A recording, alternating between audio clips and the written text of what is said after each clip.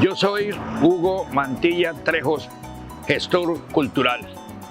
Hoy vamos a hablar tras la llaneridad portogaitanense, una aproximación a las raíces de una identidad desde el Manacasías. Hablar de Puerto Gaitán es hablar de los llanos del oriente metense. Es un pueblo con una historia muy interesante porque fue fundado por cualquier cantidad de personas provenientes del interior del país, provenientes de la región de Arauca, Casanare y del país hermano Venezuela. Primero que todo, fue un centro o un lugar de paseo y de llegada de los ganados que venían de El Bichada y que venían del puerto de Orocué, un lugar muy importante para esa región. Se llamó Majaguillal. Ahí se empezó a gestar uno de los municipios más importantes, o mejor, de los pueblos más importantes del departamento del Meta. La importancia de este municipio es su riqueza natural, el río con su pesca, el petróleo, la gran cantidad de gente que se ha apostado en lugares sobre el río Meta, sobre el Yucao, sobre todo sobre estos ríos, y han hecho de esta región algo supremamente importante porque ha desarrollado de manera definitiva al departamento del Meta. Agradecimiento al señor alcalde Jorge Plazas por esta decisión para lograr este objetivo. Puerto Gaitán los espera paraíso natural. Tras la llaneridad portogaitanense, aproximaciones a las raíces de una identidad desde el Manacasías. La génesis histórica de Puerto Gaitán obedece a migraciones que concluyeron en los llanos como una tierra de promisión. La diáspora, originada durante el periodo de la violencia, la búsqueda de oportunidades en el comercio fluvial, la colonización y la economía ganadera, fueron factores propicios para los esfuerzos iniciales de su fundación. Para definir este proceso cultural, se hace necesario identificar las particularidades del tipo de llanero o llaneridad que se dio en Puerto Gaitán y que analizaremos a continuación. Los Sicuani, identidad de base. Hombre y naturaleza, misticismo y ancestralidad son base fundamental de este pueblo del centro oriente del Meta. Los afluentes del Yucao y el Manacasías siempre han sido eje de su territorio, permitiéndoles presencia hasta Bichada y las llanuras venezolanas. Es por esto que buena parte de la población de Puerto Gaitán pertenece o se reconoce como de origen sicuani, que habita en 9 resguardos, y ello marcó su sentido de identidad.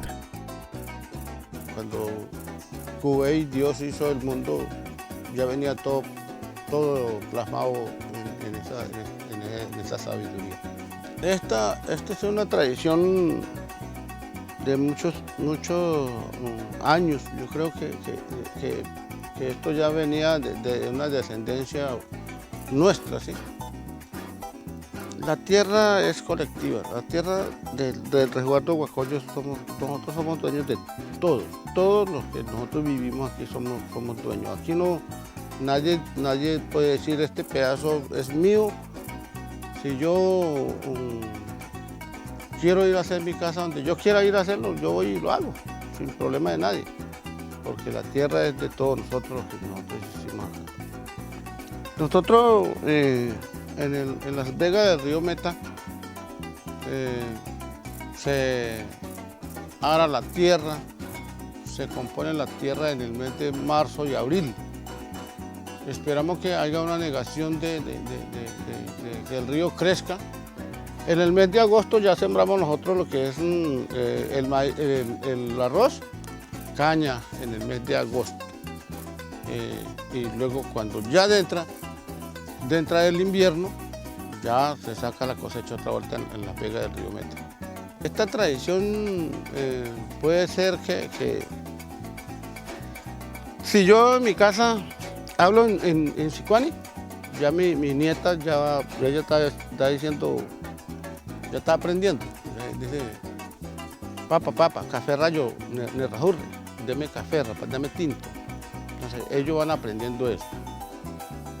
La llaneridad de la subregión de la Arimena portogaitanense. A 68,6 kilómetros de Puerto Gaitán, San Pedro de Arimena y Puente Arimena encarnan con su historia, costumbres y tradiciones lo más genuino del espíritu llanero del Meta. Esta zona conforma lo que podría llamarse el Arimena portogaitanense, sobre la cual hay indicios históricos de su existencia desde el siglo XIX.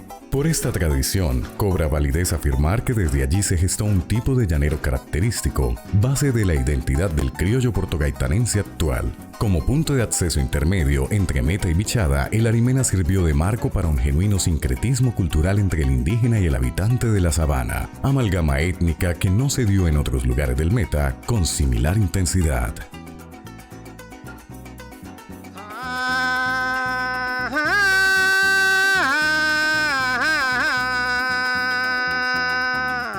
Novillo sardo mañoso, no mire pa'l chaparral. Si se va lo nariceo, ya me ordenó el caporal.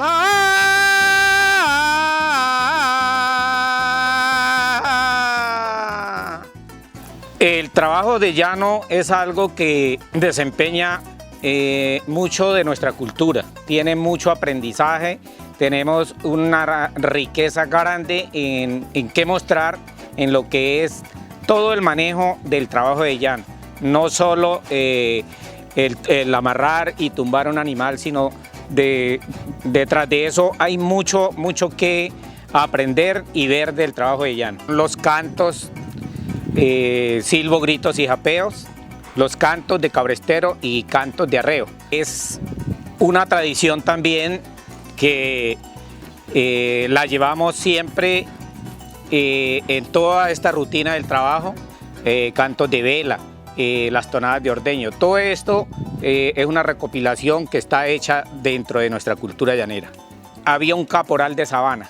Caporal de sabana era el caporal que llegaba únicamente a un trabajo de llano y se acababa el trabajo de llano y él se iba. Pero era la confianza del dueño del hato, aunque como le estoy diciendo, está el encargado, sí, pero el encargado no era el que manejaba el trabajo de llano, lo manejaba el caporal de sabana. Entonces se le nombraba el caporal de sabana, por ejemplo, el maestro Javier Aldana era el caporal, y el caporal era el que ordenaba toda la peonada del trabajo de llano. Era el que ordenaba, habían segundos caporales, entonces decíamos, vamos a traer la madrina de la marranera. Entonces decía el caporal mayor, nombraba ahí a unos cortadores que son personas de confianza y de conocimiento de la sabana y del ganado. Entonces se va de cortador derecho Hernando y de cortador izquierdo se va Jairo. Entonces ahí nombraban ya los trapunteros, culateros, la gente que mandaban por el lado izquierdo y por el lado derecho para incorporar un ganado. La lucha milenaria del indígena por sacudirse del yugo colonial se mezcló con el grito de los rebeldes liberales del llano contra los atropellos del gobierno chulavita. La zona se identificó como el fortín de personajes legendarios de la causa revolucionaria como Guadalupe Salcedo, Dúmar Aljure y Eliseo Velázquez, entre otros. El accionar de todos estos líderes dejó su impronta en expresiones folclóricas como los corridos guadalupanos, un tipo de canto criollo llanero que a modo de loa narraba acontecimientos notables de las llamadas guerrillas liberales de los llanos. Ahí llegaban militares de la categoría del que era el comandante de la intendencia, porque esa era la intendencia del Meta. Y muy bien, en reuniones pues de hablar ya de cosas, de ayudas y cosas para la región. Pues eran unas reuniones que a uno le gustaba ver y escuchar lo que hablaba él. Nunca, yo no lo llegué a ver en todos los años, o los pocos años que estuvimos ahí en San Pedro, no lo llegamos a ver que hubiera hecho un disparo. Antes le prohibía a la gente que lo acompañaba a él, que siempre eran por ahí unos 10, todos armados. 8, 10, ¿no? Que no les permitía que fueran a hacer un tiro. La gente habla cosas y La influencia de Casanare, vía Orocué. Para aproximarnos con más exactitud a otro de los elementos que integran la identidad del puerto gaitanense, es necesario analizar el aporte de Orocué en dicho proceso cultural. Como punto histórico del llano colombiano, impulsor del comercio binacional y tierra de raigambe criollo, es alta la influencia que tuvo este puerto sobre el río Meta en la fundación de El Porvenir, jurisdicción de Puerto Gaitán. Entender el tipo de llanero que surgió en el eje Orocué-Porvenir implica adentrarnos en un extenso territorio marcado por la historia de la navegación y el comercio fluvial a gran escala. De este modo, se dimensiona la relevancia que desplegó Orocué como proveedor de bienes y servicios, infraestructura y movilidad en la región. Yo conocí aquí el caserío, aquí este caserío. Cuando yo llegué todavía hubo una compañía que vivió allí a la orilla del río, donde hace atroco, lo que llaman atroco. Allí hace una pared, que era de eso. Es lo mismo allá afuera en el Polvorín, una pared que hace si no la han tumbado los de invasión. Eso era del atroco también. Y ya ahí se fue eso. Y ya hay esto aquí para fundarnos nosotros fue que, yo creo que recuerdan del señor que vivía por acá, de Víctor Machado. Él fue el que nos dio esto aquí para caserío. Toca ahí a Orocué. Siempre a Orocué. A Orocué. Allá habían las tiendas, más era Camilo Torres. Mejor dicho, eso habían, ya ni me acuerdo de esos señores otros que habían cuando... Bueno, eso habían varios, ya había varios con tiendas buenas, grandes, negocios. Cuando se estaba fundando allí en Carimagua, hasta ahora había un señor que fue hasta compadre mío. Un señor, hasta ahora había por allí del hospital, por allí hacía un ranchito de palmas, donde estaba hasta ahora empezando a fundarse bien esto para la escuela. Entonces el profesor que había esa vez se llamaba Carlos Maecha. Para El Porvenir, inspección que forma parte de Puerto Gaitán, Orocué representó su sostén durante décadas. Valga decir que las versiones más aceptadas dan a 1850 como posible año de fundación de esta población del Casanare. Yo soy de casanareña, yo nací en Orocué. Para decir verdad, yo desde 1976 llegué acá a esta vereda. Esto era totalmente, no había sino esa calle, la calle del amor le decía. Cuando yo llegué aquí había una rume de palma ya desatándose allá donde es actualmente el puesto de salud. Eso era lo que había porque no, ya habían tumbado la casita y entonces no la habían hecho. Y después, entre la misma comunidad, fuimos abriendo las calles. Por eso es que esto no tiene la nomenclatura exacta para que queden con la misma medida y las bocacalles y todo eso, sino nosotros mismos hicimos eso. Esto era todo enmontañado. Y nosotros con machete y hacha y todo eso fuimos talando y hicimos. Pedimos permiso al dueño, que en ese entonces era don Víctor Machado. Había camiones cargueros los que llevaban la carga para Orocué, con lo que surtían los almacenes allá. Había un ferry, que era el que los transportaba hacia Orocué.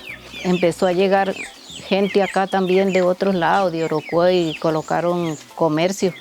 Cuando ya empezó a agrandarse la comunidad para lo que era la escuela, los profesores. En síntesis, colonos provenientes del interior del país, llaneros curtidos de Casanare, Arauca y Venezuela, se abrieron paso y a fuerza de trabajo y perseverancia, dieron vida a un caserío que fue a posteriori el lugar de acopio de los ganados provenientes de los hatos que estaban más al norte del departamento y a los que traían del hoy departamento de Vichada, que venían con destino a los mercados de San Martín y Villavicencio. Estos hombres recios fueron el bastión de las familias portogaitanenses que hoy manejan los destinos de esta tierra llanera por derecho propio. Hoy son ejemplo para el departamento por su pujanza y empeño por hacer grande esta tierra a la que llamó José Eustacio Rivera, tierra de promisión.